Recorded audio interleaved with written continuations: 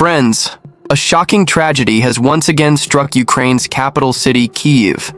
Russia launched one of its deadliest airstrikes in recent months, killing at least 23 people, including 4 innocent children. Not only homes and residential areas were destroyed, but even European diplomatic offices were damaged. This attack has shaken the world and sparked outrage across Europe. In today's video, we'll break down exactly what happened, Europe's furious response, Ukraine's demands, and what this means for the future of the war. According to reports, Russia carried out a coordinated wave of missile and drone strikes. The strikes hit residential neighborhoods where families were sleeping. Entire apartment blocks were reduced to rubble.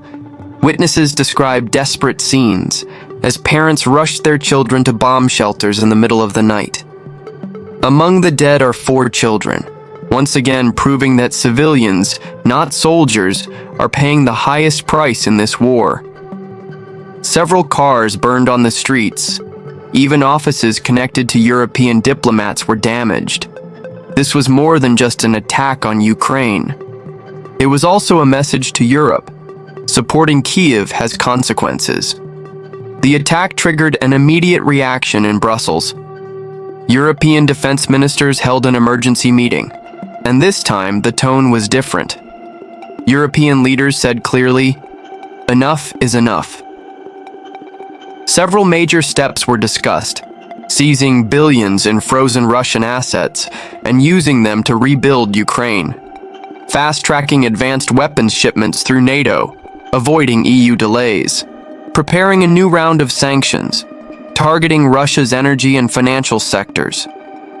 Germany and the UK both issued direct warnings to Moscow. If attacks like this continue, the European response will be far stronger. For the first time, words may finally be turning into action. In a national address, Ukrainian President Volodymyr Zelensky declared this was not just an attack on Ukraine, it was an attack on all of Europe. He demanded legally binding security guarantees for his country. In other words, NATO-style commitments, where an attack on Ukraine would be treated as an attack on Europe itself. Zelensky also reminded the world of the failed Budapest Memorandum of 1994. Back then, Ukraine gave up its nuclear weapons in exchange for promises of protection. But when Russia invaded, those promises meant nothing. This time, Zelensky warned, Ukraine cannot afford to be betrayed again. At the same time, Europe is debating a controversial idea, a 40-kilometer buffer zone between Russian and Ukrainian forces. This zone would be monitored by international peacekeepers. In theory, it could reduce attacks. But Ukraine strongly opposes the plan.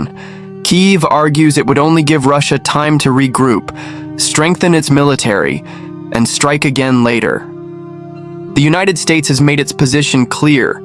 No American ground troops will be sent, but Washington is prepared to provide intelligence, air support, and more advanced weapons.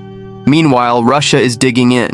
Moscow insists peace is only possible if Ukraine accepts neutrality, and even surrenders some territory. So while Europe searches for compromise, Russia is doubling down.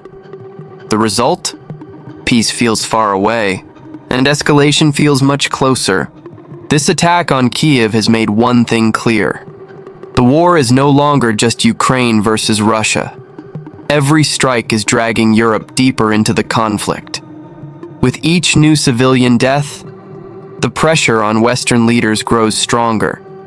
The coming weeks will be critical. Either Europe finally delivers unprecedented support to Ukraine, or Russia gains more confidence to escalate even further. We are standing at a crossroads, a moment that could shape the future of Europe, and possibly the world. So, what do you think? Will Europe's outrage finally translate into strong action against Russia? Or will Moscow continue to push the limits without real consequences? Share your thoughts in the comments below. And if you found this analysis helpful, make sure to like this video, subscribe to the channel, and hit the bell icon so you never miss the latest real updates on the Russia-Ukraine war.